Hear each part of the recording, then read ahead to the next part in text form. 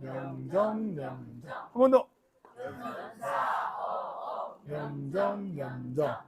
정견, 정사유, 정어, 정업, 정명, 정정진, 정념, 정정. 네.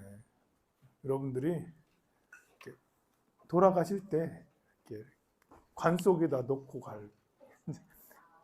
가야 돼요. 팔정도. 오늘은 팔정도 중에 정어, 올바른 말이에요. 올바른 말. 도대체 올바른 말이라는 걸 뭘까?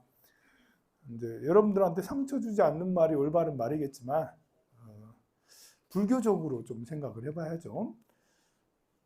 요 앞에 정사유가 있어야지 정어를 할 수가 있고, 정사유는 정견이 있어야지 정사유를 할 수가 있죠.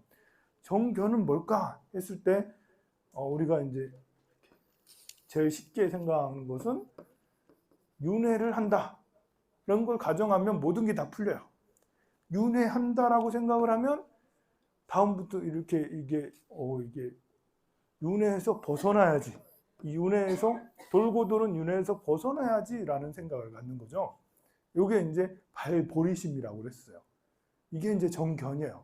깨달음을 얻어야지 벗어날 수 있으니까 다른 방법이 없어요. 깨달음을 얻어야지 벗어날 수 있는 거예요. 그러니까 나는 깨달음을 얻으리라. 이게 정견이에요. 나는 이 윤회에서 벗어나야지. 그럼 내가 죽었어요? 그러면 여러분들이 어떻게 생각을 하게 해야 되겠어요? 우리 어머님이 돌아가셨어. 그러면 돌아가셨을 때 사유를 해야죠. 우리 어머님을 극락세계 왕생을 시켜드려야겠다. 절에 황룡사의 49제를 지내드려야지. 뭐 7제를 지낼까? 초제박제를 지낼까? 이런 생각을 하는 것이죠. 그게 사유죠. 그리고 이제 절에 와가지고 우리 어머니 극락왕생하세요 라고 말하는 거죠. 와가지고 스님 우리 어머니 제 좀 잘 모셔주세요. 이런 건 이제 올바른 말이라고 할 수가 있겠죠. 그래서 그리고 또 나한테 실패나 고난이 생겨. 윤회에 있다 보니까, 윤회라는 것은 돌고 돌지만 저렇게 빙빙 도는 게 아니라 굴곡 있으면서 빙빙 도는 거거든요. 그러니까 잘 될 때가 있고 실패할 때가 있어. 칭찬받을 때가 있고 비난받을 때가 있죠. 칭찬만 있을 수 없는 게 윤회예요. 비난은 반드시 받고 실패도 반드시 해. 그러면 실패할 때는 어떤 생각을 가져야겠어요? 실패할 때는 뭐 할 수 있다. 다음엔 또다시 윤회니까 순환하는 거니까 내가 실패할 때 공부하면, 기도하면 다시 또 이 어두운 터널에서 다시 올라가서 성공을 할 수 있겠지. 이렇게 생각하는 것이 정사유. 그리고 말을 할 때 부처님 저는 그렇게 할 거예요. 여러분들 아들이 실패해서 우울해. 그러면 어떻게 말해줘야 되겠어요? 마음이 아프지. 마음이 아프지. 넌 잘할 수 있어. 해낼 수 있어. 너를 보건대, 지금까지 지켜본 내가 보건대 너는 진짜 잘할 수 있어. 해낼 수 있어.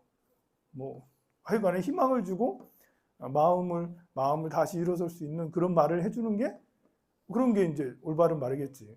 아니면 이렇게 말하면 안 되겠죠. 내가 그럴 줄 알았어. 너 작심삼일이었잖아. 네가 해내는 게 하나도 없더라. 너 그럴 줄 알았다니까. 처음부터 말릴 때 내가 내 말이 맞잖아. 넌 안 된다고. 내가 엄청 그거 하지 말라고 말렸잖아. 이렇게 말하면 삿된 업이죠. 잘못된 말이에요. 이게 우리 어머님이 돌아가셨어요? 그럼 돌아가셨으면 극락왕생을 위해서 기도를 해야지 이런 생각을 가져야 되는데, 돌아가시면 끝이지 뭐. 아무 생각이 없어. 돌아가셔서 너무 마음만 아파. 그리고 황망해. 나도 같이 따라갈까? 이렇게 생각을 하면 사견이죠. 정견이 아니라 사견이 되는 거예요. 그리고 뭐 죽으면 끝이지 뭐 다른 게 있나? 뭐 하려고 뭐. 스님은 절 잘 되려고 지금 나를 꼬시는 거지. 49제하라고. 이런 것은 사견이죠. 제가 우리 절 불리려고 49제를 시키나요? 그런 게 아니고, 여러분들한테 여러분들 등공양 올리세요 이러면 어떤 사람은 스님이 돈에 눈이 멀어서 그런 말밖에 할 줄 모르네? 이러면 사견이고, 스님이 사람들에게 공덕을 짓게 유도를 해주네. 그렇게 생각하면 정견이겠죠. 물론 이제 스님이 말끝마다 항상 인덕은 올리셨나요? 영가는 올리셨나요? 인덕 해주셨나요? 불사는 하셨나요? 뭐 원불은 하셨나요? 맨날 그런 얘기하면 스님이 독이 올랐군. 이렇게 해도 사견이 되지 않아요. 그게 아니고 스님이 늘 기도를 유도하고 수행합시다, 공부합시다, 우리 공덕을 짓고 원력을 세워서 이렇게 합시다. 그런 와중에 등도 올리는 게 좋고 기도도 올리는 게 이렇게 얘기할 때는 여러분들이 돈독이 올렸네 이러면 사견이 되는 거고, 이제 그래도 스님이 잘 이끌어 주시려고 하시네 라면 정견이라고 할 수가 있겠죠. 제가 이렇게 여러분들한테 이끄는 말을 잘 하면 불도로 이끄는 말을 잘 하면 올바른 말이라고 할 수가 있고, 여러분들 보고 이제 절은 그만하면 됐고, 절에 이만큼 다녔으니까 이제 그만하고 집에 부처님 열심히 잘 모시라고. 바른 말 같지만 되게 좋은 말이잖아요. 절 그만 다니고 집에 그만큼 10년 다녔고 20년 다녔으면 그만해도 돼. 집에 가서 집에 있는 부처님 잘 모셔요. 엄청 좋은 말 같잖아요. 근데 그게 잘 되냐고요. 절에 다시 또 와가지고 부처님의 경전을 읽고 강의를 듣고 기도를 하고 그걸 힘 받아서 집에 가서 집에 있는 부처님을 잘 모시는 게 맞지, 절을 끊고 그러면 에너지원이 사라져. 여러분들이 전기를 받아야지 냉장고도 돌아가고 테레비도 돌아가는 거 아니에요. 절은 바로 부처님 도량은 전기 공급을 받는 거예요. 그래서 여러분들 집에 가서 냉장고도 돌리고 테레비도 돌리고 가전기구를 돌리고 방도 따뜻하게 이렇게 만들고 난방도 하고 하는 거예요. 그렇게 해야 되는데 저를 끊고 어떤 스님은 향봉 스님이라고 되게 유명한 스님이 계시거든요. 근데 그 책도 해서 베스트셀러 작가도 하셨었어. 근데 유튜브에 얼마 전에 올라왔는데 윤회가 없대. 이러고. 굉장히 크신 어르신 스님께서 윤회가 없다라고 이렇게 말씀하시면 참 난감하잖아요. 저는 지금 이게 정견 중에 가장 중요한 게 윤회에서 벗어나는 거다라고 그렇게 했는데, 경전마다 대부분 그 말씀이 많은데 스님께서 윤회가 없다라고 하시면 어떻게 해야 되는 거지? 저는 그 스님의 말씀 아주 이렇게 윤회가 없다고 하시는 분들이 있어요. 그것은 왜 그렇게 하시냐면 과거나 미래에 매달려 현재를 놓지 말라고. 지금 이 순간이 더 중요하니까 지금 전생이고 내생 이런 생각하지 말고 지금 이 순간이, 지금 여기가 극락이다. 지금 여기가 극락이니 지금 여기에 충실하라. 이렇게라고 하기 위해서 지금 이곳이 극락세계다라는 그런 말씀을 위해서 윤회가 없다. 이렇게 선사 스님들은 그렇게 하시는데 스님께서는 진짜 윤회가 없는 것처럼 하시면 쟤는 왜 지내? 그럼 윤회가 없으면 쟤를 왜 지내고, 지금 이거 백중 왜 하지? 없잖아요 보면. 그래서 정견 이렇게 할 때 스님들마다 또 생각이 달라가지고 참 그렇다. 그리고 이제 이렇게 이 정견과 정사유는 내 마음 속에 있는 거지만 이 마음을 표현하는 것이 말과 행동이잖아요. 그 중에 가장 이제 드러나기 쉬운 게 말이란 말입니다. 이 말의 무게감이 옛날하고 지금하고 참 달라요. 옛날에는 여러분들이 태어났을 때는 관의 시대였어요. 관의 시대. 관의 시대라는 것은 조직의 시대 또는 이렇게 체계화된 권력의 시대. 권력의 시대에 태어났어요. 우리는 충효를 강조했기 때문에 충효라는 것이 권력의 시대, 조직의 시대잖아요. 조직화됐잖아요. 부부유별이라 했지만 부부유별이 아니라 부인은 남편을 받들어 모셔야 되는 것이 부부유별이었어. 조선시대 근래까지. 그리고 아들은 효도라고 하지만 효도가 아니라 그냥 시자야. 부모님의 시자는 아들, 딸. 부모님을 시봉을 하면서 살아야 되는 거예요. 그렇게 했던 것이 위아래 층계가 돼서 뭐죠? 이렇게 건명 해가지고 이제 이렇게 제일 큰 대주 부인 뭐 아들딸보다 부인이 밑에 있죠. 부뚜막에서만 먹으니까 이제 그렇게 돼 있었어요. 그래 이렇게 될 때는 말이라는 게 별로 중요하지 않았어요. 왜냐하면 대주께서 한마디 하시면, 할아버지가 한마디 하시면 그게 곧 법이에요. 반항을 못했어. 네, 알겠습니다. 불만 있어도 표시를 하지 못했죠. 표시하면 어디를 이제 기싸대기다 이제 호적파 이러면서 막 그러세요. 이렇게. 그래서 말이라는 게 옛날엔 별로 중요하지 않았어요. 근데 지금은 관이 무너진 시대죠. 지금은 자유의 시대, 평등과 자유의 시대, 식상의 시대예요. 개인의 행복을 중요해요. 나 자신의 행복이 중요해요. 아버지가 먼저 숟가락 뚜어야지 내가 밥 먹는 시대는 갔다. 그냥 먹고 싶은 사람 먼저 숟가락 뜬다. 그래서 하고 싶은 사람.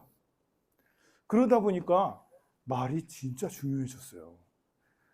예전에는 아버지가 그렇게 하지 마, 이렇게 해야 돼 라고 해도 찍소리 못하고 네 알겠습니다 하고 순종적이었던 사람이 아버지가 그렇게 말하면 싫은데요? 싫은데 2번 하다가 그 다음에는 방에 들어가요. 다음에는 아버지를 안 만나요. 엄마도 안 만나요. 만날 때 나오면 또 이렇게 돈 달라고 돈 받아가 그냥 가요. 왜냐하면 말 한마디에 상처를 입었거든요. 옛날에는 상처 안 입었어요. 때려도 상처 안 입었어요. 여러분들 많이 맞아보지 않았어요? 맞고 나서도 그래도 좋다고 또 그 다음날 되면 밥 맛있게 먹고 막 그랬습니다. 근데 지금은 말 한마디 잘못하면 며칠 얘기를 안 해요. 겨우 돈이 이제 필요하면 굳이 와가지고 또 하는데, 그래서 이 말이 정말 중요한 시대가 됐어요.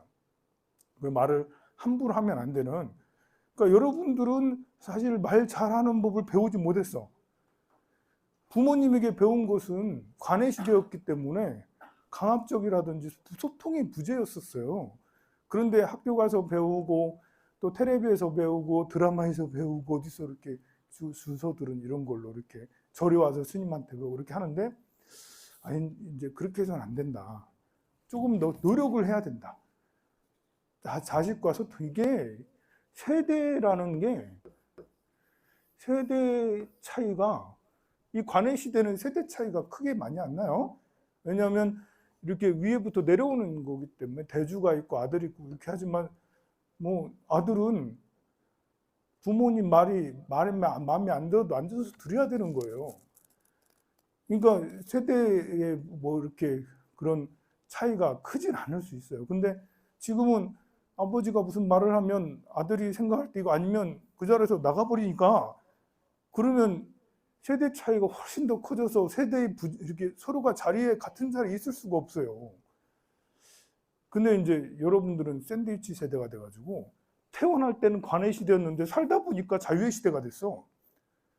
그래서 여러분들이 보고 들은 거는 말하는 게 부모님한테 관의 말을 들었는데, 지금 아이들은 자유의 말을, 배려의 말을, 이해의 말을 요구하는 거예요. 여러분들한테.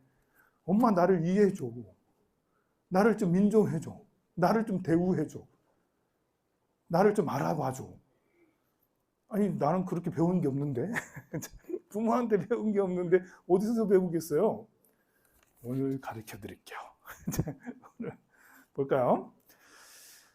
자, 태도가 모든 것을 결정한다. 이제 대화할 때 제일 중요한 게 태도죠. 모든 게 태도를 할 수도 있지만 이 태도가 거의 50% 이상의 영향력을 가지고 있어요. 그리고 이제 목소리가 한 37% 정도의 영향력을 가지고 있죠. 이거 거의 다 하면 이거는 거의 90%예요. 전 이렇게 이 사람이 논리적이냐 안 논리적이냐 이런 것은 7%밖에 차지하지 않아요. 거의 대부분 태도하고 목소리도 사실은 태도거든요. 겸손한 태도로 이렇게 이야기를 해야 되는 거잖아요. 논리가 아무리 훌륭해도 이 목소리가 이제 너무 급하거나 너무 이렇게 오만하거나 이러면 안 들린다는 거고, 태도가 불량하면 냄새가 풀풀 나고 술 잔뜩 마셔가지고 술만 먹으면 괜찮아. 거기에 고기까지 그 매운탕까지 다 먹어가지고 냄새가 그렇게 며칠 동안 씻지도 않은 상태에 와가지고 무슨 논리적인 얘기를 하면 여러분들 듣겠어요? 다 도망가지? 아무리 논리적인 얘기를 해도 태도가 불손하면 전달이 잘 되지 않아요. 그래서 듣고 자란 말이 태도가 됩니다. 부모님이 이제 맨날 욕이나 하고 운전하면서 에이씨 하면서 뭐 계속 욕하고 막 이러면 자식도 그걸 듣는다는 거죠. 우리 뇌라는 것은 이렇게 그 감정적인 것과 이성적인 것이 같이 겸해서 있거든요. 이성과 감정이 적절히 잘 조화가 돼야지 아름다운 뇌를 가질 수가 있어요. 그런데 욕이라는 거는 되게 감정적인 것이거든요. 화가 난다는 거. 화가 난다? 욕한다? 욕이라는 거, 이렇게 우리 어렸을 때도 그랬지만 지금 어린아이들은 거의 욕으로 대화를 하잖아요. 욕을 안 쓰면 친구 같은 느낌이 안 든다는 거야. 욕을 써야지 우리가 같이 친구고 같이 유대감을 느끼고 뭐 이렇게 해서 친구들끼리는 그냥 욕을 스스럼 없이 쓰는 거예요. 근데 나도 모르고 계속 쓴 욕은 이 이성적인 두뇌를 발달시키지 않고 감성적인 두뇌를 발달시켜요. 왜냐하면 모든 것을, 욕이라는 것은 모든 것을 관념화시켜요. 아주 이렇게 이성이라는 것은 많은 논리가 포함이 되잖아. 많은 말, 풍부한 논리가 있어야지 이성이 있는 거잖아요. 그런데 좋아하고 싫어하고 슬퍼하고 거기에 어떤 논리가 따라야지 이성이 되는데, 욕이라는 것은 이 새끼 저 새끼 이 말 하면 끝이요 그냥. 이제 그래서 그것이 매우 관념적이 돼서 한마디만 하면 모든 감정이 거기서 끝나. 그러면서 그 감정이 이제 약간 화난 듯한 붉은색의 감정들이 생기는 거예요. 그러면 이것이 계속 지속이 되면 이 뇌를 전체를 감염시켜요. 나중에는 논리적인 생각을 하지 않아요. 이게 이제 남자들이 이런 게 많아요. 보면 성인 남자들이 술 안 들어가면 이야기를 못 하는 경우가 생기는 거예요. 보면 왜냐하면 논리적인 어떤 사고를 한 적이 없고 감정적으로만 있었기 때문에, 그래서 대화를 하지 못하는, 대화가 서로 이렇게 연결되지 못하는 장애가 있는 사람이 의외로 많아요. 그래서 기계하고 이렇게 현대차에서 기계하고는 열심히 잘 하는데 사람하고는 술이 안 들어가야지 얘기가 되고, 그렇지 않으면 뚱하고 있는 이런 경우가 바로 이런 그 기계하고만 있어도 그렇지만 욕을 하고 또 화를 내도 마찬가지예요. 화를 내도 뇌가 붉은색으로만 다 바뀌어 보면 감정적으로만 된다는 거예요. 화가 나쁜 게 그런 거예요. 욕심도 마찬가지예요. 욕심도 감정이잖아요. 이 감정이 나의 뇌를 망치는 거예요. 욕심도 나의 뇌를 망치는 거고, 화도 뇌를 망치는 거고, 욕을 하는 것도 내 뇌를 망치게 되는 것입니다. 그래서 부모들은 자식이 있을 때 결코 화를 내서는 안 되는 거예요. 화를 내는 모습을 자주 보이면 아이들은 화를 내도 되는구나, 저런 상황에서는 화를 내야 되는구나, 당연히 돼요. 근데 아이들이 있을 때만 어떻게 화를 안 내겠어요? 평상시에 화내는 사람은 아이들 있을 때도 화내게 되는 거거든요. 처음에는 조심해. 처음에는 한두 번 조심하다가 나중에는 계속 화를 내다 보면 아이가 있건 없건 계속 화를 내. 그래서 별로 좋지 않아요. 그래서 보고 자란 그것이, 듣고 자란 그것이 태도가 됩니다. 또 못할 것 같다고 생각하면 또 그렇게 되는 거. 말을 하지 말아야 되는 것이, 그러면 안 돼. 그거 해봐야 뭐 되는 게 있겠니? 네가 그럴 줄 알았어. 이런 말들을 하기보다는 넌 할 수 있어? 잘할 수 있어? 그래도 내 아들, 내 딸이잖아. 그리고 나랑 잘 알잖아. 너는 절에 다니잖아. 부처님 황룡사에 다니잖아. 이러면서라도 긍정적인 말을 하는 게 더 낫겠죠. 나는 되고 너는 안 된다. 이건 참 이제 나는 되고 너는 안 된다. 이게 뭐냐면 이제 여러분들 중에 여기 누가 떠들고 있잖아요. 떠들지 마세요. 이렇게 명령을 해. 근데 사실 나도 이렇게 저기 어디 있을 때는 나도 맨날 떠들면서 자기가 얘기한다고 남들 보고 조용히 하세요 이렇게. 자기는 떠들어도 되고 남은 떠들면 안 되고, 자기는 북카페에서 놀기만 하고 뭐 이렇게 있으면서 다른 사람 오면 법당 가세요. 108배 해야지 왜 안 해? 자기는 108배 하나도 안 하면서 108배 해야지. 자기는 스님한테 막 아무렇게나 말하면서 다른 사람들이 스님한테 아무렇게나 말하면 스님한테 예의가 그게 뭐예요? 스님한테는 그러는 게 아니죠. 스님한테는 예의 차리면서 해야죠. 자기는 스님한테 마음대로 하면서 남들한테는 이게 뭐냐면 메타인지의 부재예요. 메타인지가 되어 있어야 되거든요. 사람이 메타인지라는 것은 이 초월적 인지를 말하는 거예요. 그러니까 관찰적, 통찰적, 통찰의 인지, 통찰의 지혜를 말하는 거예요. 제3의 사람이 돼서 나를 보는 거, 타인이 돼서 나를 보는 거, 나를 객관화시키는 거죠. 내가 다른 사람이 돼서 나를 보면 알게 되죠. 다른 사람한테는 조용히 하라고 그러고 자기는 떠들고 자기는 뛰어다니면서 자기는 이렇게 막 여기서 맨발로 다니지 마세요. 자기도 맨발로 다니면서 남들은 맨발로 다니지 마세요. 이렇게 자기 요 뛰어다니는 사람 있으면 뛰어다니지 마세요. 자기는 좀 빨리 다니면서 이렇게 이제 자기도 쓰리밥 찍찍 긁으면서 다니면서 남들 보고 그렇게 하지 말아세요. 이렇게 하는 거 있잖아요, 보면. 근데 이것이 잘 돼 있는 사람이 있어요. 메타인지가. 그러니까 제3의 눈으로 나를 볼 수 있는 이런 통찰이 잘 돼 있는 사람은 순간 내도 참 그렇지 라면서 나를 조심하죠. 예전에 이제 절에 다니면 절에 출가를 하면 절에는 굉장히 청결하거든요. 그래서 이제 칫솔질을 하더라도 세면장에 가서 칫솔질을 하지 방에서부터 칫솔질을 해가지고 들어가질 않아요. 그렇다간 스님한테 혼나, 우리 선배 스님한테. 그리고 칫솔질을 하고 이제 이렇게 하면 바가지가 공용이니까 이렇게 칫솔을 바가지 안에 놓고 막 휘두르면 안 되는 거예요. 그렇잖아요, 그죠? 내 거라면 상관이 없지. 내 거라면, 내 컵이라면 상관없지만 여러 사람이 그렇잖아요. 그러면 안 되는 거잖아요. 대중초소에서 이렇게 큰 스님이 그러면 안 돼요 라고 했는데 한번 보니까 내가 그러고 있더라고. 아니 내가 이렇게 바가지에다 이렇게 다 씻고 물론 다 헹구고 나서 마지막 헹굴 때 바가지다 이렇게 하고 나서 얹은 거라고 했어요. 내가 깨달았지. 이거 나 문제구나. 아니 원래 그러면 안 되는 거잖아. 그런데 내가 그러고 있었던 거예요, 보면. 그런 일들이 왜 없겠어요. 저도 나름 메타인지를 가지고 있다고 약간 자부를 하거든요. 약간 자부를 하는 나도 이렇게 보면 이제 그렇게 엉성하게 나도 잘못하는 부분들이 있어요. 그런데 이제 그럴 때 지적받아. 남한테 지적받으면 얼마나 기분 나쁜지 알죠? 아니, 몰라요? 지적받으면 진짜 기분 나쁘잖아. 아무리 옳은 것도 내가 아무리 잘못한 것도 지적받으면 진짜 짜증나. 화가 날 상황, 화가 나기도 해요. 화가 나. 내가 잘못했는데도.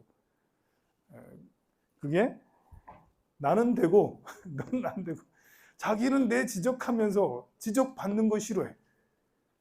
이거 진짜 저도 통절하게 느낍니다. 나도 맨날 말하는 사람 중에 하나잖아요. 나도 완벽하지 않기 때문에 누군가 나에게 스님 그렇게 하지 마세요. 스님 이랬으면 좋겠어요. 이렇게 하거든요.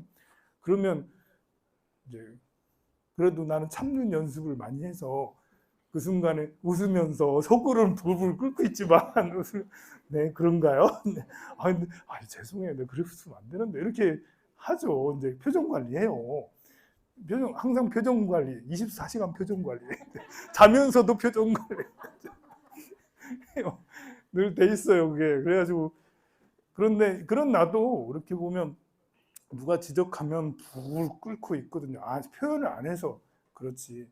그렇다면 여러분들도 다 그럴 거 아니에요. 그럴 때 이제 지적받았을 때 나는 잘했는데, 잘했어. 잘못한 게 하나도 없어. 그런데 너라는 사람이 오해했어.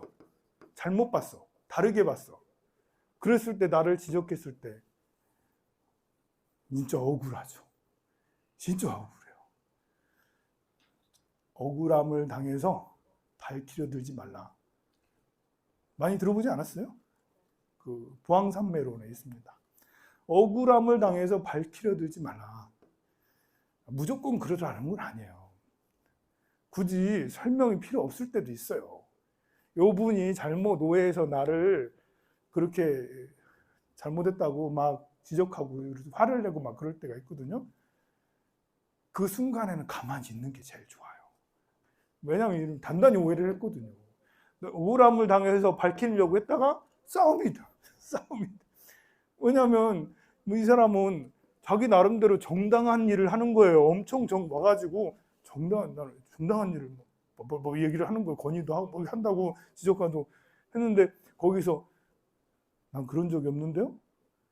그러면 만약에 그것이 진짜라고 해서 이 사람이 내 잘못이네? 라고 해서 그 자리에서 인정하면 얼마나 좋겠어요. 근데 진짜라고 해도 이 사람은 아니라니까요. 이제 이렇게 메타인지가 잘 되는, 태세 전환이 잘 되는 사람은 그게 가능해. 근데 모든 사람이 태세 전환은 잘 되는 게 아니거든요. 내가 잘못됐다는, 내가 잘못한 걸 알면서도 계속 우긴단 말입니다. 그럼 어떻게 되겠어요? 싸운다고요, 싸워.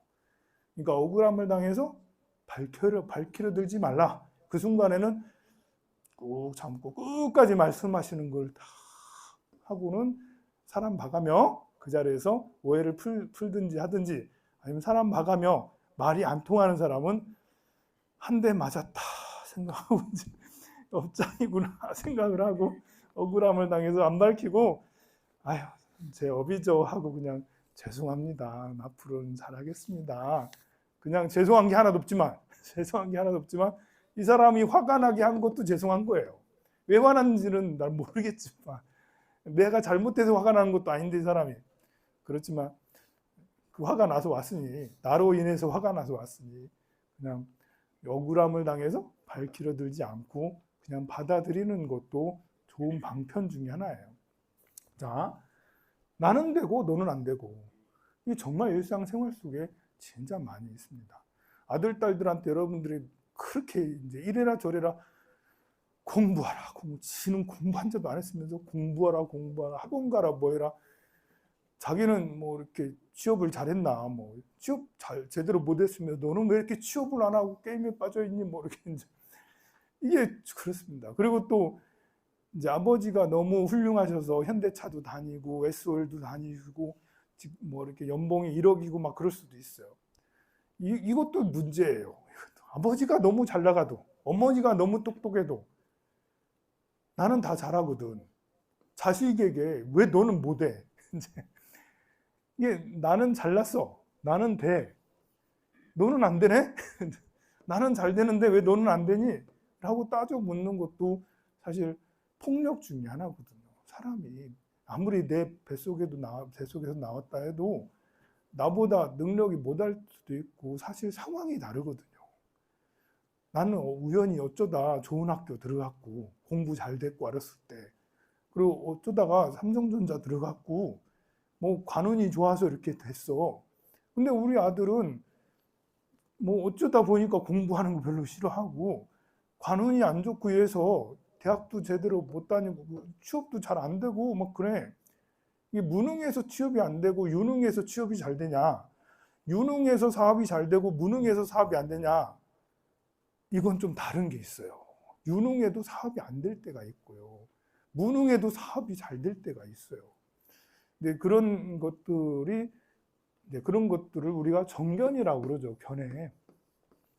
순환적 사고, 윤회적 사고, 잘 될 때가 있고 안 될 때가 있고, 아무리 똑똑해도 천재라 하더라도 실패하고 안 될 때를 지나갈 때는, 겨울을 지나갈 때는 어쩔 수 없는 거예요. 그러니 이런 순환적 사고를 하면 실패하고 잘못되고 안 되고 병들고 아프고 한 사람들을 감싸주고 이해할 수 있는 말을 할 수가 있고 감싸주고 이해할 수 있는 행동을 할 수가 있어요. 그런데 성공한 사람들, 잘 나가는 100억 부자, 200억 부자들은 본인이 잘 된 줄 알고 잘해서 잘 된 줄 알고 안 된 사람들에 대해서 저 버러지 같이 저 무능해서 아유, 사람이 덜 됐어 이렇게 생각을 하면 그건 사견이라고 할 수가 있죠. 그리고 정사유가 아니라 사사유, 잘못된 사유고 잘못된 사유를 하니까 말도 그렇게 하는 거죠. 자, 나는 되고 너는 안 된다. 정말 우리 일상생활 속에서 많이 있는 일입니다. 그리고 이제 대화를 할 땐 눈을 맞춰가면서 이렇게 봐가면서 저는 사실 어렸을 때 상대방의 눈을 봐야 된다는 생각을 한 번도 해본 적이 없었어요. 그런 얘기 들어본 적도 없었어요. 심지어 40이 돼도 그런 걸 30대 초반까지도 몰랐어요. 나 그런 걸. 그래서 대화를 하면 눈 보고 대화하지 않고 딴 데 뭐 시선을 어디다 둘지 모르고 그냥 마음대로 시선을 두고 이야기를 했었어요. 사실 뭐 저는 사회생활을 안 하고 학교 다니다가 바로 이제 절에 왔기 때문에 그래도 괜찮아요. 그래서 괜찮아. 사회생활 안 했으니까. 학교 다닐 때 선생님하고 눈 마주쳐봐야 좋은 일 없잖아. 그리고 절에 출가해서 스님들하고 눈 마주쳐봐야 나는 수행만 열심히 하면 되니까 이먹고 열심히 하면 되니까 스님들하고 눈 마주치면 할 일 없었거든요. 근데 포교하면서 사람들 이런 거 보니까 이제 눈을 마주쳐야 돼. 그때서야 이제 눈을 마주치면서 대화를 너무 늦게 알았어요. 세상에. 심지어 악수하는 것도 옛날에는 어른 스님한테 악수하면 막 이렇게 그러면 악수를 할 때 그러는 게 아니라잖아요. 손만 그러는 거고 눈은 상대방의 눈을 보면서 악수하는 악수법이라잖아. 그것도 안지 오래 안 됐어요. 그것도 이제 몇 년 전에 알았어. 이게 좀 너무 사회생활을 하는데 바보같이 사회생활을 한다. 너무 모르잖아요.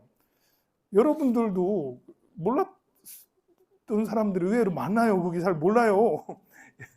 그래서 알고 있지만 그래도 여기서 다시 한번 확인하는 거죠. 말을 할 때는 눈을 맞추며 적극적으로 듣고 몸을 기울여 고개를 끄덕이면서 내가 듣고 있다라는.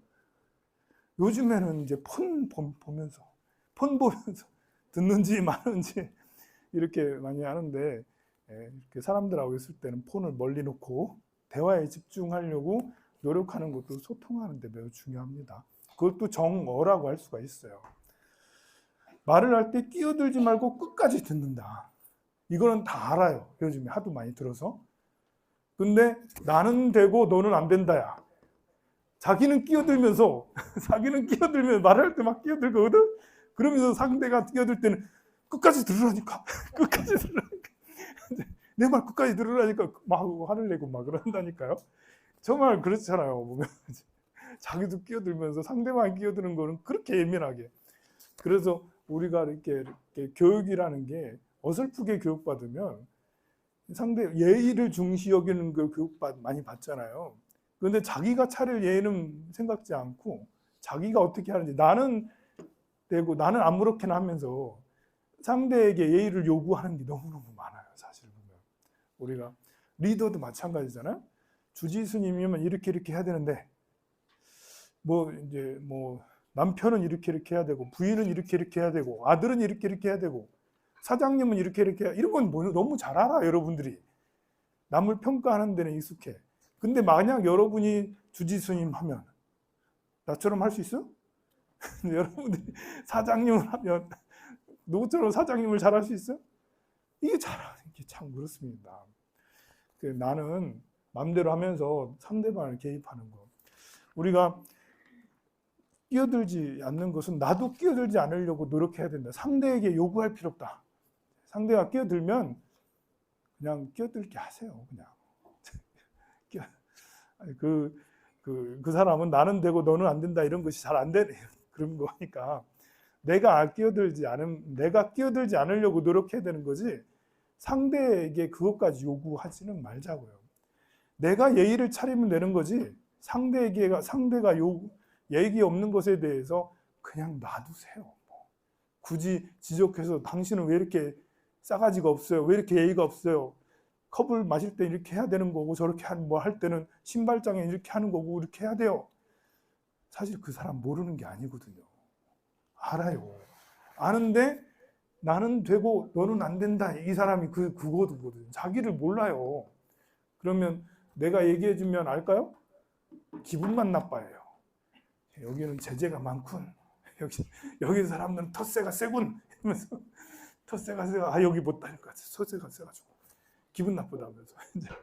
나는 좋은 얘기를 이렇게 하는 게 더 좋습니다. 얘기해 준 것 뿐인데 텃세가 세다면서 막 가버려 막 이제.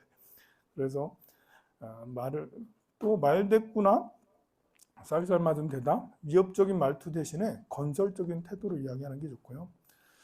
자, 품격 있는 말은 온도가 다릅니다. 온도가 따뜻한 온도가 있는 그런 말을 해야 되겠죠. 너무 차가운 말이 있는 말을 해서는 안 되겠습니다. 상대를 다그치면 대화를 그르치게 돼 있어요. 그래서 대화할 때는 속도 조절이 굉장히 중요하죠. 다다다다다 이렇게 하기보다는 급한 말투로 화가 날 때일수록 릴렉스, 관세음보살 이러면서 이제 화가 날수록 더 이렇게 내 마음을 이렇게 내려놔야지 해서 여유를 가지고 말을 하는 게 중요합니다. 거친 말로는 역시 상대를 설득할 수가 없죠. 요즘에는 진짜 민감해요. 말이라는 게. 나도 상처받기 상대가 나를 함부로 하는 것이 진짜 기분 나쁜 것처럼 다른 사람도 작은 말 한마디에 상처를 너무 잘 받는 시대예요. 보면.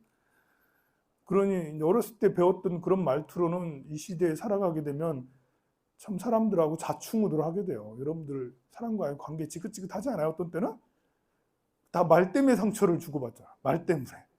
별거 아니야. 그냥 나는 친하니까 그냥 아무렇게나 말하고 그래 편하게 한 말이었어. 근데 별거 아닌 말 가지고 막 이렇게 열불 내고 화를 내고 막 이렇게 사기를 치든 그래도 저 사람 그래도 불성이 있지. 그 타인을 긍정적으로 생각하고 긍정적으로 믿는 거. 스스로 자기 자신에게도 긍정적으로 이렇게 늘 이 사람하고는 어떤 일을 해도 편하겠죠. 같이 어떤 일을 도모해도 오해를 잘 안 하고 같이 화합할 수 있으니까. 그런 사람이 상대에게 상처 주지 않고 서로 협력해서 문제를 해결하고 소통하는 유형이 있습니다. 이런 사람만 있으면 얼마나 좋겠습니까? 그러면 해결되지 않은 문제가 하나도 없고 모든 게 다 발전하겠죠. 그러나 또 뒤에 보면 다른 유형들이 정말 많죠. 다른 유형들이 있어요. 자기 부정, 타인 긍정, 자존감이 바닥이에요. 자기가 제대로 해본 적이 없어. 성공한 적이 없어. 그리고 남은 또 좋아 보여. 이런 사람이 의외로 많아요. 이렇게 남을 부러워해. 돈 많은 걸 부러워하고, 예쁜 걸 부러워해. 돈 많은 거 부러워할 필요 없고, 예쁜 거 부러워할 필요 없고, 젊은 거 부러워할 필요 없어요. 늙은 내가 왜 그렇게 초라해 보여? 이거 아니에요. 그러면 안 돼요. 여러분들, 늙은 내가 대단해요. 난 역시 대단해. 내가 나이가 90이 먹었는데 절에 다니네? 오, 대단하지. 나이 70이 넘었는데도 내가 이렇게 절에 다니네? 70 넘어서 절에 다니는 사람 힘들어요. 쉽지가 않아요. 70 넘어서 살아남은 사람이 별로 없어요. 보면. 그런데도 내가 부처님까지 오네? 대단하지. 내가 70세까지, 80세까지 이 험난한 고해 바다에 살았네? 이게 근자감이 있어야 되는데 나이 먹었다고 밖에 나가기가 부끄러워. 이러면 뚱뚱하다고 밖에 나가기가 부끄러워. 돈 없다고 밖에 나가기가 부끄러워. 이런 옷 입고 이제 행사장 가기가 부끄러워. 그러면 안 되잖아요. 헌 옷 입고 다닐 수도 있는 거고 자동차 없이 어디 가기가 부끄러워. 이렇게 생각할 필요 없어요. 사람들은 그렇게 생각하겠죠. 세상 사람들은 나이 많은 사람, 저 나이 많은 사람이 여기까지 와가지고 그러네? 이렇게 말할 수도 있고, 돈 없는 사람이 뭐 골프 치러 다니네? 이렇게 할 수도 있어요. 근데 그건 그 사람들이 하는 말이고, 나는 스스로 긍정적으로 생각을 하고, 나는 자존감이, 근자감이 있어야 되잖아요. 돈이 뭐 중요해? 마음이 중요하지. 그거 하나 있어야 되는데 그게 아니고 분별심이 크면 이 사람이 부자가 돼도 분별심 때문에 가난한 사람을 짓밟아야 막 이렇게. 이 자기가 부정적인 사람은 자기가 높은 자리에 있으면 사람들을 다 작살내. 그냥 주변의 사람들 폭탄이야. 다 무시하고 함부로 하니까. 근데 자기가 낮은 상태에 있으면 자기 혼자 자폭해. 그냥 집에 들어가 밖에 안 나와. 막 우울해. 다른 사람들은 너무 부럽고 막 이렇게. 또 이런 형도 있죠. 자기 긍정, 타인 부정. 자기는 대단해. 근데 타인들은 전부 다 벌레야. 별거 아니야. 이렇게 타인에 대해서 믿지 않아. 사람 믿을 사람 하나도 없어. 이렇게 하면서 사람 믿지 않거나 무시하거나 오만하거나 자기만 잘났어. 이렇게 자기 긍정 이런 사람들이 있어요. 그리고 자기 부정, 타인 부정. 곧 있으면 관에 들어가겠네요. 이 사람을 만나면 진짜 지옥을 경험하게 됩니다. 같이 사는 사람이 자기 부정, 타인 부정이면 참 힘들어요. 내 친구가 자기 부정, 타인 부정 절친이 이러면 빨리 끊어. 손절을 이거 치유해 주겠다고 막 열심히 하는 봉사 정신으로 잠깐 만나야 되지. 계속 같이 있으면 같이 힘들어. 자, 그러면 우리가 살아가면서 1번인 사람, 자기 긍정, 타인 긍정인 이렇게 절대지존처럼 이렇게 훌륭한 사람 몇 명이나 있겠어요? 여러분들 주변에 이런 사람 있냐? 나머지 이쪽에 있는 사람 만날 확률이 90%예요. 내 주변 사람들은 모두 다 폭탄이기가 쉬워요. 근데 그랬잖아요. 여러분들은 관의 시대에서 태어났기 때문에 말할 줄 모른다고. 상대방을 기쁘게 하는 말, 상대방에게 힘이 되는 말을 할 줄 몰라요. 무시하는 말, 상처 주는 말은 너도 나도 많이 해. 심지어 저도 이렇게 늘 얘기하면서도 그게 잘 안 돼요. 그러니까 내 주변에 그런 사람이 별로 없다라는 것은 내가 늘 폭탄 맞게 돼 있다. 우리는 무장해야 돼요. 무장해야 돼. 우리는 여러분들은 갑옷을 입어야 돼요. 방탄조끼를 입고 언제든지 날아오는 말과 행동에 누가 나를 무시한다든지 뭐 뒷담화를 한다든지 뭐 이렇게 존중하지 않는다든지 뭐 이렇게 여러 가지 것에 대해서 다 그렇지 뭐 관조를 그럴 수밖에 없구나. 우리가 살아가는 사회는 그렇습니다. 자, 이런 것이기 때문에 재미없어요? 좀 더 할게요. 그래서 일부러 기도를 좀 짧게 했어요. 일부러. 하품하지 말고. 네. 거친 말로는 상대를 했죠. 말에는 이제 브레이크가 필요해요. 다다다다 이렇게 하지 말고 한 번씩 이렇게 멈추는 것이 필요하고 정적에 대해서 너무 불안해할 필요 없어요. 말하다 보면 끊길 때도 있는 거잖아요. 근데 착한 사람들 중에는 끊기면 불안해하는 사람들이 있어요. 끊기는 것도 편안하다 여기고 있는 것도 괜찮습니다. 때로는 거절도 필요해요. 진짜 거절이 필요하죠. 돈 빌려달라.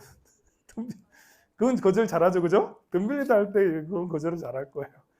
근데 참 그렇습니다. 거절하지 못하는 이런 일들이 많이 있고요. 거절을 할 때도 쌀쌀맞게 전화 탁 끊고 막 이렇게 그러지 말고 거절할 때도 지혜롭게 거절하는 것도 좋은 대화 중에 하나예요. 상처를 줄 필요는 없잖아요. 그래서 거절도 대화의 한 방법이다. 도움에 대한 요청이 있을 때 도우는 것도 필요하지만 내가 하지 못하는 일은 적절한 거절이 한데 또 이 적절한 거절도 해야 된다라고 해서 이렇게 그냥 막 거절을 해버리면 역시 상대가 그렇지 않아도 힘들어서 전화해서 돈 빌려달라는 거였는데 이제 그렇게 하면 이제 더 힘들잖아요. 조금 줄게 아니면 그냥 이자 줘 이렇게 한다든지 이자 달라 친구한테 이자 달라 하기가 좀 그렇잖아. 그렇지만 사회가 그러니 야, 이자 주면 빌려줄게 아니면 뭐 이렇게 그 힘들구나 하면서 지금 돈은 별로 없고 그냥 조금만 이렇게 할게요. 그래서 얼마라도 이렇게 좀 주고 그렇게 하는 것도 좋은 방법이겠죠. 또 다른 것들도 어쨌든 거절이라는 것도 우리 일상생활 속에서 중요한 대화다. 스님은 원력을 보살도를 닦으면서 어떻게 거절을 해야 되나요? 라는데 이제 우리가 살면서 모든 것을 다 돕고 살 수는 없잖아요. 세상에 병든 사람 다 구제할 수 없고 가난한 사람 다 구제할 수 없고 힘든 사람 다 구제할 수 없어요. 그래서 내가 할 수 있는 걸 열심히 하려고 노력하고 때로는 하지 못하는 것들은 정말 죄송하다고 정말 미안하다고 그렇게 하고 이렇게 돈 안 갚는다고 너무 독촉하지 말고 이렇게 5만 원씩이라도 3만 원씩이라도 조금씩 갚으라고 그렇게 10년이 돼도 괜찮으니까 그렇게 하라고 하는 게 안 그러면 막 화를 내면 돈 갚으려고 하는 마음이 있어도 안 갚는다니까요. 화를 내면 괜찮으니까 3만 원씩이라도 갚아 이렇게 하면 나중에 10년 지나면 다 갚고 막 그래요.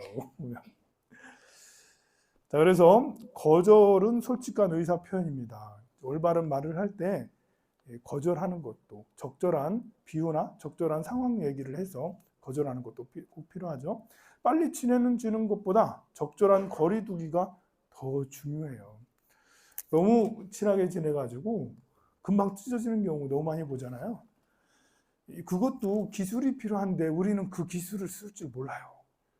좋아서 굉장히 친하게 지냈는데 이게 상대방의 결점이나 상대방이 나한테 지적하는 이런 것을 받아들이지 못해서 그래서 찢어지거든요, 보면. 그러니까 예민해지는 거예요, 마음이. 좀 무뎌서 나의 절친이면 내가 좋아하는 누구면 그 친구가 나한테도 이렇게 어떤 말을 할 수도 있고 나도 할 수도 있고 격이 없어야 되는데 나는 되고 너는 안 된다는 이런 것들 때문에 금방 친구랑 또 절친 금방 됐다가 금방 또 헤어졌다가 막 이런 일이 생기게 마련입니다.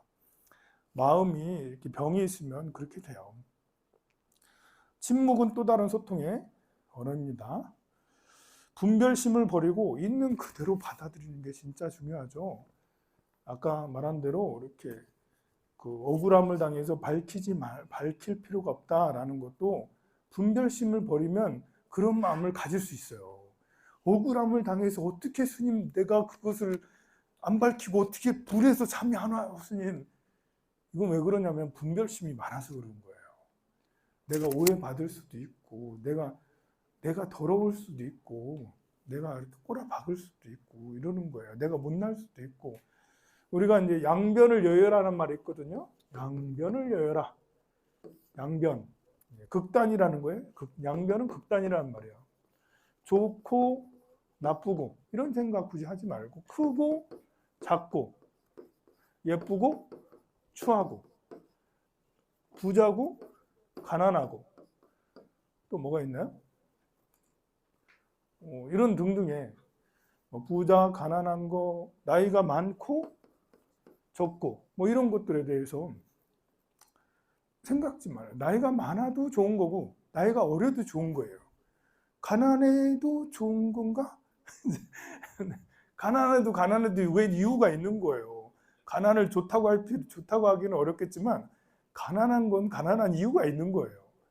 그런데 가난한 것을 싫어하고 부자인 걸 좋아하고 이게 가난을 좋아하고 부자를 좋아하면 좋아할수록 여기에 우리는 매이게 돼요. 속박이 돼서 가난을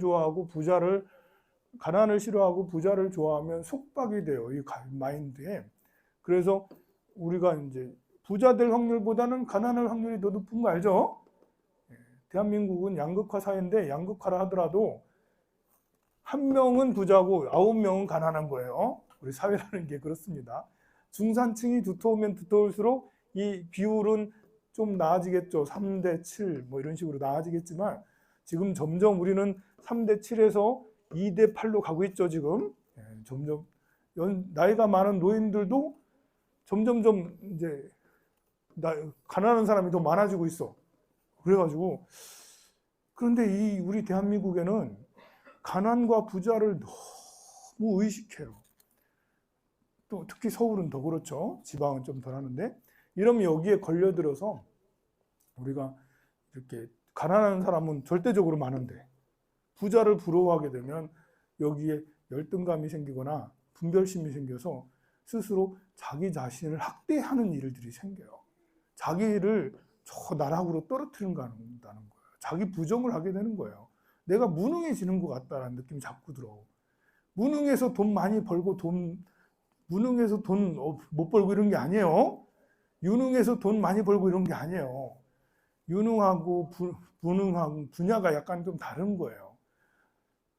제가 달리기 못한다고 죽을 필요는 없잖아요. 달리기 진짜 못하거든요. 춤 못 춘다고 죽을 필요는 없잖아요. 나는 춤을 못 출 수도 있고 달리기를 못할 수도 있어요. 저 몸치예요.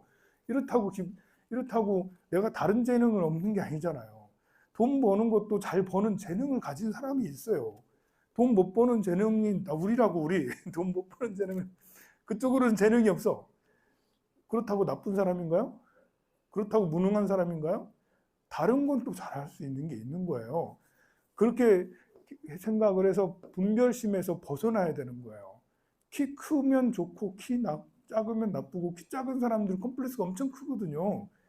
그런 거에서도 벗어나야지 오해를 안 할 수가 있어요. 이렇게 대화에서 참 중요한 게 의도를 여기 네 번째 나오죠. 다섯 번째, 의도를 모르면 오해를 한다. 우리가 오해해서 생기는 일들이 너무 많아요. 내 방식으로 생각을 하니까 나는 되고 너는 안 된다는 식이다 보니까 오해를 자꾸 해요. 오해에서 벗어나려면 분별심을 벗어나야 되는 거예요. 그러니 연세가 많다고 나 젊음으로 돌아가고 싶다 이런 생각할 필요 없어요. 연세가 많은 것도 나이가 많은 것도 좋은 거야. 그리고 가난하다고 나 부자 됐으면 좋겠어. 부자 되기 어려운데 자꾸 부자 됐으면 좋겠다. 이러지 말고 가난도 괜찮은 거야 라고 자꾸 생각을. 또 몸이 아파. 심장병에 걸리고 위암에 걸렸는데 야 제발 좀 건강했으면 좋겠어. 이렇게 하기보다는 암하고도 같이 사는 거지 뭐. 암하고도. 아마 잘 있니? 너는 나를 아프게 하는구나. 이러면서 야, 넌 그만 좀 아프게 좀 해라. 이렇게 하면서 조금만 아프게 해라. 이러면서 이제 이렇게 암이 있는 걸 그냥 인정하고 암하고 같이 살아야 되는구나. 나는 또 자식 중에서도 골치 아픈 자식이 있어요. 그걸 괴롭게 생각하지 말고 내 업보구나, 내 혹이구나 생각을 하고 같이 가야 되는 거구나. 이렇게 그래서 건사 잘하고 사랑해주고 이렇게 못난 자식이라고 막 욕하고 너는 이놈의 자식 너 때문에 내가 얼굴을 못 들고 다녀. 감옥에 몇 번 갔다 오니까 이제 얼굴을 못 들고 다니잖아요. 그런 자식을 둔 사람도 안 계시네 여기에. 이제 노보살님이 아들이 감옥에 맨날 왔다 갔다 해. 그래가지고 힘들어해. 얼마나 힘들겠어요. 아들이 맨날 감옥에 왔다 갔다 하면. 그런데 그래도 보살님은 아들을 미워하지 않으시더라고. 아들 기도를 해주시고 저한테도 기도해달라고 늘 그러시는데 그렇게 해야 되지 않겠어요. 뭐 이렇게 미워하기보다는 인연이니까. 뭐 장애를 가진 사람보단 낫잖아. 또 장애를 가진 사람은 뇌성마비든 뭐 불구든 우리 장애를 가진 아이가 있으면 그래도 안 태어난 것보다 낫잖아. 태어나서 내 곁에 있어 주시니까 그래서 너무 고마워. 나를 힘들게 하지만 밥도 해줘야 되고 빨래도 해줘야 되고 다 해줘야 되지만 그래도 다 해주게 하는 네가 있어서 고마워. 이런 식으로 생각을 해야 되는데 내 인생 업장이 두터워가지고 왜 거기에 업장을 끼는지. 업장이 두텁다라는 건 업장을 해결하라고 있는 거지 자기 한탄을 하고 자기 비하를 하고 자기 원망하라고 업장이 두텁다라는 그런 말이 있는 게 아니에요. 그런데 어떤 일 실패한 일 생기거나 이제 사기를 당하거나 이럴 때마다 업장이 두터워가지고 뭐 이렇게 원망하는 듯이 하지 마시고요. 의도를 모르면 오해를 하게 됩니다. 굉장히 중요해요. 그래서 사실 메타인지를 가지고 있어야 돼요. 여러분들이 통찰력을 가진 사고를 가지면 오해를 안 하고 오히려 이해하고 배려해요. 나한테 사기치고 화내는 사람에 대해서, 그 나를 무시하는 사람에 대해서 같이 화내지 않는다라는 거죠. 그리고 친밀할수록 신뢰가 생겨요. 밀도를 높이는 감정과 호칭, 동조할 때 끈끈해지고요. 칭찬은 귀로 먹는 보약이죠. 그래서 칭찬을 많이 하는 건 좋은데요. 이 말을 너무 많이 알아가지고 칭찬은 고래도 춤추게 한다라는 건 뭐 온 국민이 다 알아. 자기는 남 칭찬 안 하면서 그 자기는 되고 남도 안 된다고. 나 좀 칭찬 좀 해줘 맨날. 스님은 칭찬을 너무 안 하시잖아요. 나보고 맨날 그러면서. 여러분들은 칭찬 많이 하나요? 자기는 누구를 칭찬을 안 하면서 상대는 나에게 칭찬하길 바라는 그런 일들이 너무너무 많아요. 이렇게 대화하다 왜 당신 해줬나? 그렇지 않으면서 상대에게 칭찬을 요구하는 거는 이게 우리가 가지고 있는 뇌 구조 중에 하나예요. 그래서 배우는 건 좋은데 잘못 배우면, 어설프게 배우면 어떻게 해야 된다는 것만 알아가지고 자기는 안 하면서 상대가 계속 그렇게 하기를 요구를 자꾸 해요. 그래도 싸우게 되는 거예요. 그러니 남편이 돈 못 벌어오면 남편이라는 사람은 돈 벌어 가야 되는 거 아니야? 부인이 요리를 잘못하면 부인은 요리를 잘해야 되는 거 아니야? 내조를 잘해야 되는, 내조 잘못한 여인도 있고 돈 못 버는 남편도 있는 거예요. 남자라고 모든 남자가 다 돈 잘 버나요? 모든 여자가 다 예쁘고 요리를 잘하는 건 아니거든요. 그런데도 우리는 부인은 이래야 되고 남편은 이래야 되고 아들은 이래야 되고 거기에 매여서 그렇게 하기를 바라잖아요. 심지어 스님한테도 그러길 요구해요. 스님, 기도 왜 안 하세요? 기도를 잘 하셔야죠. 정진을 잘 하셔야죠. 스님이 그렇게 돈 얻으러 다니면 되나요? 이러면서 그런 스님도 있어요. 보면 오늘은 이제 어떤 스님께서 아침에 오셨는데 낮에까지도 계속 계시더라고. 냄새 풀 풍기면서 술은 드셨는지, 아유 좀 이제 심각했어요. 그런 스님들도 있어요. 보통 다른 스님들은 이제 돈 주면 다 가는데 돈도 줬는데 그래도 많이 줬는데 그러시던가요 그분께서? 네. 그래서 6번 볼까요? 긴 설교나 훈계 대신 10단어 이내의 짧은 말을 이용하도록 합니다. 비난 대신 직접적으로 특정한 이것을 찝어서 설명을 하고요. 뭐뭐 하지 말라, 그렇게 하지 말고 이렇게 그런 걸 안 했으면 좋 이렇게 하면서 열등감을 부추기는 말을 절대 하지 말라. 너는 왜 이것밖에 못하니? 왜 이렇게 쓸데없는 짓을 해? 옆집에 누구누구는 안 그러는데 넌 왜 그러니? 뭐 이런 뜻의 이런 말은 하지 말자. 또 비꼬는 말 하지 말자. 내가 하는 일이 다 그렇지 뭐 네가 포기나 잘하겠다 이런 말 하지 말고 억압하거나 명령, 협박하는 말. 너 이거 꼭 해야 돼? 이거 해야지 폰 사주는 거야? 이거 해야지 뭐 해주는 거야? 이런 것처럼 그런 거 하면 이제 자기가 스스로 판단할 수 있는 이런 것들을 애초부터 막게 되는 일이 생깁니다. 또 부정적인 예언이나 포기를 암시하는 말은 이런 것들은 이제 능동적 판단을 저해하게 되는데요. 며칠이나 가는지 두고 보자 이런 것들은 하지 말자. 지키지 못할 말은 아예 하지도 마. 이런 말 하지 말아요. 지키지 못한 말을 하지도 마. 맞는 말이긴 한데 좋은 말은 아닌 것 같아요. 정월한 거짓말을 떠나며 이간질이나 중상모략하는 말을 떠나며 욕이나 거친 말을 떠나며 잡되고 무의미한 말을 떠납니다. 이 사제 분별경에 나오는데요. 망어중재 금일참회, 기어중재 금일참회, 양설중재 금일참회, 악구중재 금일참회 이런 게 있죠. 그런 거는 이제 천수경에 나옵니다. 금강경에는 열애시, 진어자, 실어자, 여어자, 불광어자, 불의어자. 부처님은 진어자, 진짜 말을 하시고 실다운 말을 하시고 그리고 여여한 말을 하시고 속이는 말이나 다른 말을 하지 않으신다. 힘들고 섭섭할 때일수록 저주보다는 축원을 해야 돼요. 힘들고 섭섭할 때. 우리는 섭섭할 때 막 저주를 퍼붓잖아요. 원망스러울 때, 피해 당했을 때, 나에게 큰 피해를 줬을 때 막 저주를 퍼붓는데, 그것보다는 나한테 사기친 사람 있잖아요. 그런 사람에 대해서 너 잘 돼서 좋은 사람이 돼서 다른 사람한테는 피해 주지 말라, 이런 식으로 축원을 하거나 그런 마음을 가져야 되는데, 지옥에나 가라, 지옥에나 떨어져라, 이렇게 하지 말자고요. 말은 자신의 마음을 밖으로 드러나는 창구입니다. 마음속에 분노, 증오, 시기, 질투, 우울, 원한, 욕심 등이 들끓으면 평정을 잃고 악구를 범해요. 함부로 막 하는 걸 악구예요. 악구는 상대의 가슴에 못이 되어 박히고 그것은 다시 안갚음으로 돌아와요. 결국 내가 내뱉는 말은 나한테 돌아온다는 얘기입니다. 자기 것이나 자기 사람을 아끼기 위해 타인을 비방하고 헐뜯는 것은 거짓말보다 더 나빠요. 재진하도록 하겠습니다.